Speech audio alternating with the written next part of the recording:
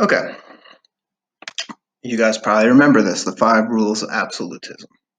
All right, on the left, we have a picture of Napoleon. On the right, we have a picture of Napoleon. Now, let's kind of go over these quickly. All right, mentioned the Ubermensch in the beginning. All right, the king must be godlike. All right, now Napoleon isn't religious, and we're in the Enlightenment era, so he doesn't want to present himself necessarily as godlike as people are becoming more secular. But he does control the press and is promoting this image of himself. So we could say maybe he gets a B on that one. The king must be in control. We just see how he centralized the bureaucracy, how he's appointing the legislature. He is in control. He controls the press. The king must be wealthy. Again, not quite enlightenment. He wanted to present himself as an everyday man, but he certainly was wealthy and gained a lot of wealth from this. The king must force religious conformity. We have the Concordat. All right. Even though he's not religious, he is the one who is giving the people Catholicism, so it's coming from him. And the last one, the king must have an army. So he's good, right? He has one major problem. I wonder if you guys can guess what it is. Now, one aspect of this empire that we're going to begin with is his ambitions in the New World. Now, if you remember, after the French and Indian War or 7 Years' War, one and the same war, France had lost its colonies west of the Mississippi. Saint Domingue, or the future Haiti, was that most important part of its colonial empire. It was supplying tons of sugar. Now, during the era of the Republic, they granted freedom to all or abolished slavery in all of the colonies. Now, Napoleon reinstitutes slavery in these colonies, realizing that because of his ambitions. So his goal was to gain the lands west of the Mississippi, and Great Britain had. I mean, at this point, America wasn't respected enough to think that they could get it, and Great Britain had ambitions there west of the Mississippi too. Now, a lot of these lands were Spanish lands, if you remember. And during the war, Spanish had switched sides to French. So early on, they were against the French. Later, they're going to be uh, against the French again. But at this period of point, they're on the same side. Now, the Spanish controlled a major, major part of America, and that's New Orleans. Now, if you got to remember, New Orleans is the biggest trade port on the south of the Mississippi. So this was important to everybody who traded in the Americas. Now, Napoleon's goal was to use the west of the Mississippi for timber, meat, and things like that, and then he would trade that with Saint Domingue, and then bring sugar into um, France. Now, as underlying this, they had made an agreement with Spain. So Spain had allowed anyone to use the ports of New Orleans for free. But over the course of time, Jefferson realizes that France is a threat and that they're starting to get charged to use these ports, which is going to be bad for America. So Jefferson offers Napoleon money, I forget what, $10 million in exchange for New Orleans and Florida. Now Napoleon disagrees at first. He actually had plans in his head to bring troops over and to conquer the Americas. All right. But what ends up happening is, as time goes on, Napoleon's going to be on the verge of war, and he is going to change his mind. Now, one of the things that changed his mind is he sends over troops to try to quell the rebellions that happens as he reinstitutes slavery in Haiti. And there's a few people who form rebellions, one of which is Toussaint L'Ouverture. He's the most famous one, who is someone who believes actually in slavery in some ways, but wants rights for blacks and for that to be the same as whites.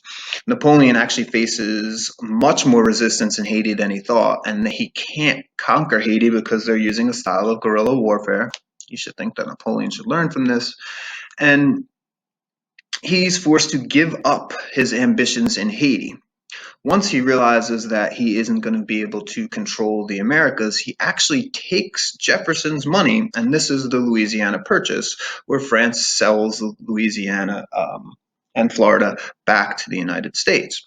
Now, the other reason why Napoleon actually changes his mind on this is because things are starting to heat up in Europe.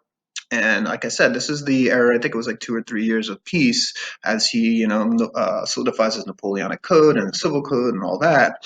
And of his $15 million in the notes. But um, he agrees to Napoleon to the Louisiana Purchase because now he realizes that he's going to need this money to fund his war against Great Britain, and that it would be too hard to conquer the lands in the Americas.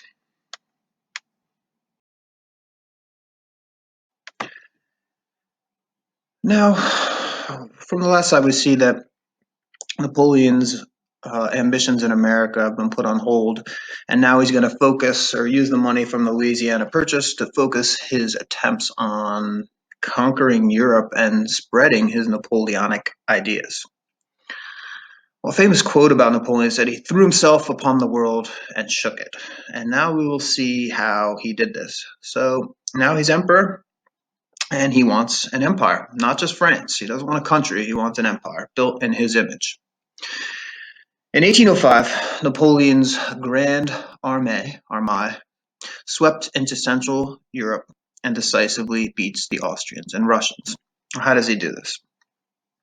Now, originally, um, England had declared war on France as the animosity was growing between both countries, and both were basically violating the Treaty of Amiens. And they convinced Russia, Austria, and Sweden to join a third coalition. Now, all these coalitions in different wars is somewhat confusing. You don't need to know them. Just know that multiple coalitions are forming. As people at this time are going to view Napoleon with suspicion. Now, there's behind the scenes, Napoleon had kidnapped and executed a duke who was related to Louis XIV and killed him to ensure that he had no claims to the throne. So this was some worry for people who foreign rulers who were protective of nobility. All right. So as the third coalition begins to form in 1805 in response to Napoleon, he begins to organize his troops in the west of France. He was preparing to invade England and use the bulk of his Grand Armée there, which was the finest army in Europe. Now, his army had evolved and grown much more sophisticated since the Revolution. He had recruited tons of men, and they had become more professional. There was a culture within the army that wasn't that revolutionary culture of the early Reign of Terror army. It was a different army, but Napoleon paid close attention to details. He was a military mastermind, and he had a rapport with these soldiers, so they did fight for him. He had decorated many of them, used the Legion of Honor, and they knew that he was a hard worker, so they trusted Napoleon, which is important. He had developed a organizational system, breaking the army into different corps, 7 actually. Each one consisted of between like 15,000 and 2,500 men. So he would divide the army into miniature semi-autonomous groups. So each one could actually work on its own and had a hierarchical structure. So he would appoint people leaders of each one of those corps, and each one of those corps would forage and kind of be self-sufficient, so they didn't need supply lines, and they could move really, really quickly, and they could support each other even though they could travel independently. So that made his armies much more mobile, and that's going to make his a system of attack a surprise to the methods that are using it throughout in Europe. So they could fight separately, but they could come together quickly. So his biggest success is at Austerlitz, where he marches 200,000 men at such speed. Now the coalition is forming that he's able to surround the Austrians, and he's able to cut the Russians off. And this is a key part of his mobile warfare strategy. So he's able to cut the Russians off, so he's able to break it down into a smaller fight. And where he knows that he has numbers, and he cuts off the other army. And like I said, this enables him to actually to force them to surrender and to sign treaties one-on-one, and he kind of picks off each country one by one. In the Battle of Austerlitz, all right, he is able to cut them off while the Russians are 200 miles away. Now, the Austrians surrender 27,000 people in a single battle and lost 60,000 men. That's so 87,000 men are going to either die or surrender. Meanwhile, so the Battle of Austerlitz is one of his most famous battles, and it's going to enable him to kind of cut off Austria and Russia, but he still has the British to deal with. Now, the British throughout history have been very, very slow to engage in any type of European conflict. Their strategy is usually to use their navy, to build up their navy, and to cut off trade of other countries, use their commercial empire, and to control the seas and kind of starve out Europe. It's really a brilliant strategy that has worked with them throughout history. So the next major battle is called the Battle of Trafalgar. Very famous battle. So in this battle, Napoleon and the Spanish are going to take on the British Navy, led by Horatio Nelson, which we talked about. He's the one who surprised Napoleon by picking off his ships that when they were docked in Egypt. So Nelson had 27 ships versus 33 French and Spanish ships, and he, like Napoleon, uses a different form of warfare that was unexpected. Now he's going to be the thorn in Napoleon's side. So instead of attacking in the classical pattern, and if you look at the picture on the right of the PowerPoint slide, usually they would come facing full front to full front. All right. Instead, he drives his fleet, which is the red arrows, into two columns, and he attacks them from the side. Now, it seems pretty logical to me, but that was not warfare or common warfare at that time. And he cuts through the French and Spanish fleet and crosses them like a T. Now, Nelson, in the battle, was struck by a musket ball through his spine. And while dying, his sailors were just decimating the French and Spanish fleet. So they lost all 22 ships, or lost 22 ships. All right, so there would be 11 left, and 8,000 men were taken prisoner. 6,000 died or were wounded, and not a single English ship was lost. All right, Trafalgar was one of the greatest victories of all time. It's one of the most famous naval battles of all time, and it basically ended Napoleon's Atlantic ambitions. So as he conquers Europe, he's going to control continental Europe, but he still does not have control of the seas. Now, historically, this would be considered a major, major victory. This is going to lead into an era where we're going to begin the importance, or begin to understand the importance of naval power. Most people at that time would spend most of their resources building up a ground army. But this is going to end his plans of invading Britain. He's going to pick off and take off most of the other countries of Europe, and he's going to establish a European empire.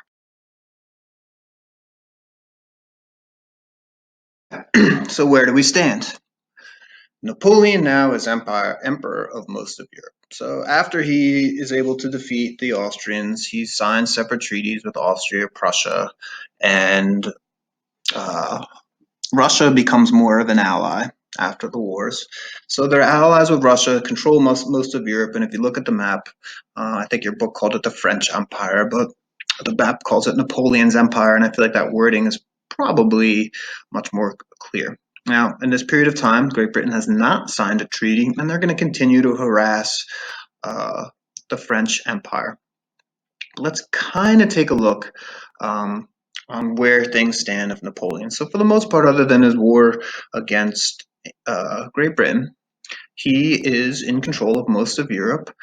He has an ally in Russia on the other side of the continent, and he is in power. Now, his legitimacy was fragile. As I said, he had no blood or ancient claims. He did issue these plebiscites, which asked for backing of the people where they voted his reforms.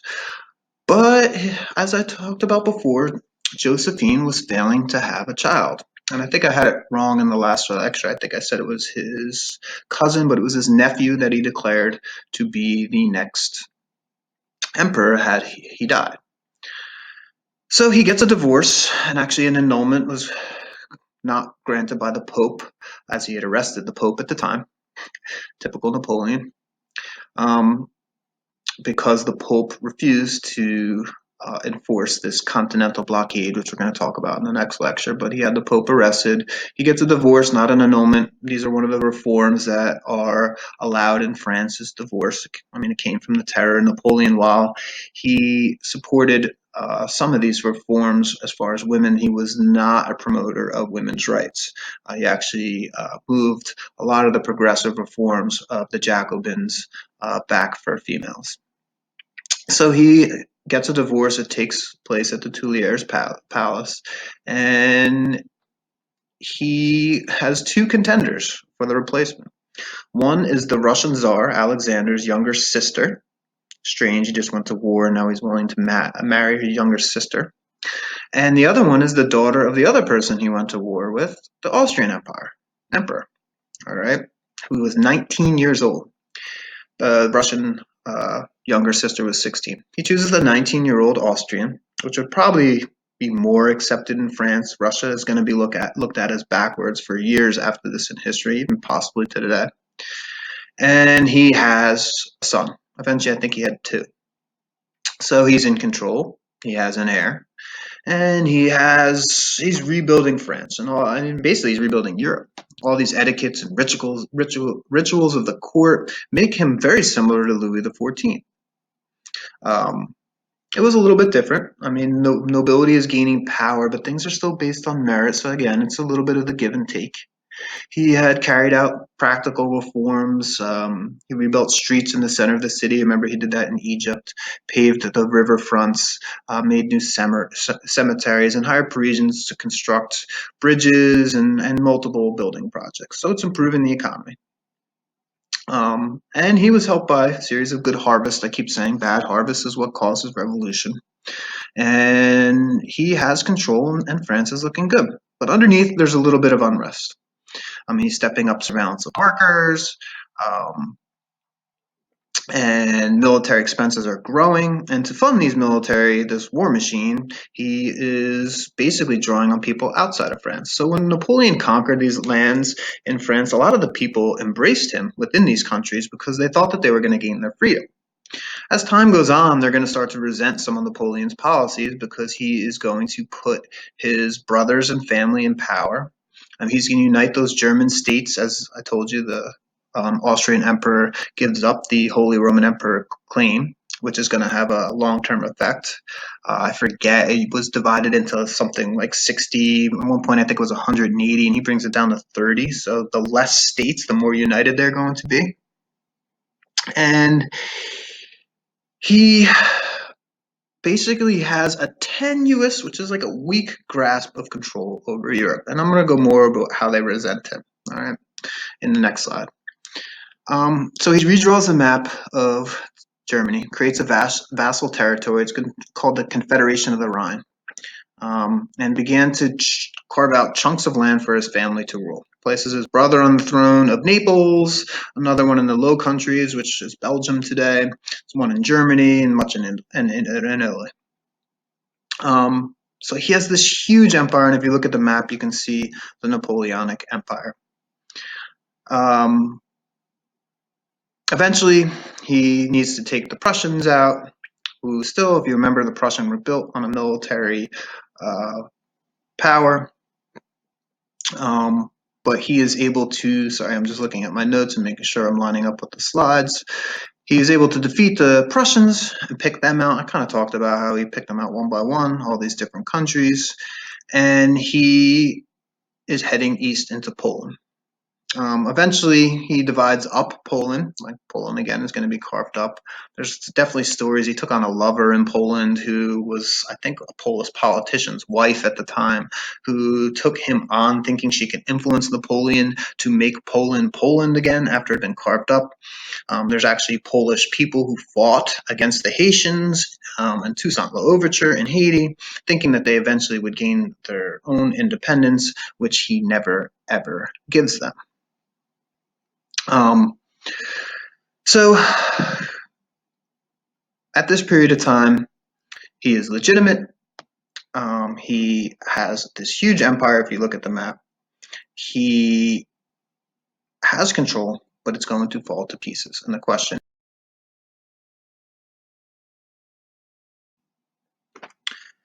So in the wake of Austerlitz and various other battles, I talked about how he picked off European countries one by one, signs separate agreements, makes a peace treaty with Russia, and has one enemy remaining, and that is Great Britain. Now, he established all these satellite kingdoms, which he can now tax, grants people freedom, expands his Napoleonic code to these areas, and you would think that that would make him popular. But as peace of some sort settles onto Europe, he has one enemy in place, Great Britain, and his response is going to be to create a continental system. Now, in this system, he decrees that all areas under his control must boycott British goods. Now, this is going to be difficult to enforce. A, Great Britain had control of the seas, so how is he going to stop Great Britain from trying to trade to whoever? Second, I mean, this empire is so huge, so how could he enforce this? Now, remember, he's putting his brothers and family members and creating kingdoms and making them the leaders of each one of these places, but their leadership is very fragile, all right? British goods are going to be cheaper and more desirable than the goods that the French can produce because they don't have a colonial empire at this time. Certain countries are going to refuse the continental system. So, like even his brother, who was heading in um, um, Amsterdam or I mean the Netherlands, like he literally could not enforce the continental system. Now, obviously, his goal is to destroy Great Britain and to get them out of the war in this, but it ends up turning the tide against him. All right, smugglers are bringing in these goods, and it's going to hurt his relationship with Russia as he's going to get angry with them for not employing the continental system, as Russia, a part of their treaty or part of their alliance, chose to violate this because they wanted cheap British goods. The British are going to, and this is what's going to lead to issues with the United States as well, are going to stop neutral ships because they control the sea. Now, that's going to be the War of 1812 because the United States is like, hey, we're not in this war, you know, and we want to be able to trade with who we want to trade. But I mean, that was not a big, I mean, it was a minor fracas in this whole war.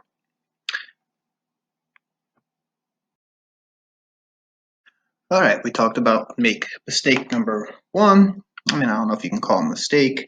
And now we're going to talk about mistake number two. And this one you can definitely call a mistake. I'm not sure where this is placed in your book. I think I gave it a little bit more screen time here. But as this unpopular continental system is emerging and not emerging really, as Napoleon's having difficulty enforce it, Portugal refuses. All right. Now, if you remember, Portugal is on the western coast of Spain. At periods of time, it was under Spanish rule, and periods of time, it was not under Spanish rule. At this point, it's an independent nation, not really nation, but independent of Spain. So Napoleon negotiates with Spain, if you remember, they were their allies, to move troops to invade Portugal. And Napoleon sees an opportunity in Spain. Now, if you remember where we left off in Spain with the War of Spanish Succession and everything, is they had weak leadership. If you remember, Louis XIV put his grandson on the throne of Spain. And Spain had never modernized, all right? It never developed a bureaucracy, and it had those old ties that were rooted in France, all right? High Catholic ties, and a very, very strong nobility, and that struck down against the middle class. At this period of time, the king, Carlos the Fourth, I don't know why you would name a king Carlos after Carlos Secunda, the one that we talked about with the big mandible jaw, was allowing his chief minister to run the country. And this upset Carlos's brothers, who resented this. And so Napoleon moves in, and he sees that there is factionalism in Spain. So what he decides to do is to put his brother on the throne instead. So they were looking for him to broker the disagreement. Hey, Napoleon, what do you think? Well, you know what I think? I don't think either one of you are fit. I would like a little bit more control of Spain. And he sent both of them into exile. He proclaimed his brother Joseph the king of Spain and the Indies. All right. Here's the mistake. He didn't understand Spain, or he didn't understand the dynamics. Immediately, there's a revolt, and Napoleon has to declare martial law. Martial law. So now he is forced to put troops into Spain that he doesn't want to divert into Spain. He's got this huge empire outside of Spain, and Spain was their ally. So now he's created another enemy, and the enemy is not even necessarily the government because he's in control. It's the people. And this in Spain, there's just going to be years and years of, or not years and years, but years of brutal guerrilla warfare between Napoleon and the Spanish people. At one point, Napoleon had to go to Spain himself, but he could never install his brother long term there. So for the next 5 years, the French were engaged in constant war in Spain. All right, it took two forms. The French would use conventional warfare against the Spanish, and the Spanish people would use guerrilla warfare against the French. And what would end up happening is this going to lead throughout Europe into the beginning of nationalism, which we talk about. Right, there wasn't necessarily strong draws to a nation, maybe in like Great Britain and France, but not throughout Europe. It was mostly to a leader or to a faith, all right, the two hierarchies on the great chain of being. And now, as the French start to rule over foreign nations and give people freedoms, and the people who have more of a voice realize that they don't want those monarchs, but they don't want those foreign French people either. And what it is that they want is they want the people to unite under a common state, a common language, common culture, and this is going to be the beginning of nationalism. And this is going to begin in Spain, where he never realized that it wasn't just people would be willy-nilly switching sides, but they wanted their own country. And this would be called, and this is a term that I think is important to know, the Spanish ulcer. You guys know what an ulcer is? It is a pain in your stomach that just drives you insane. It probably, an ulcer won't kill you, but it's just going to leave you in pain the whole time. And this is the Peninsula War.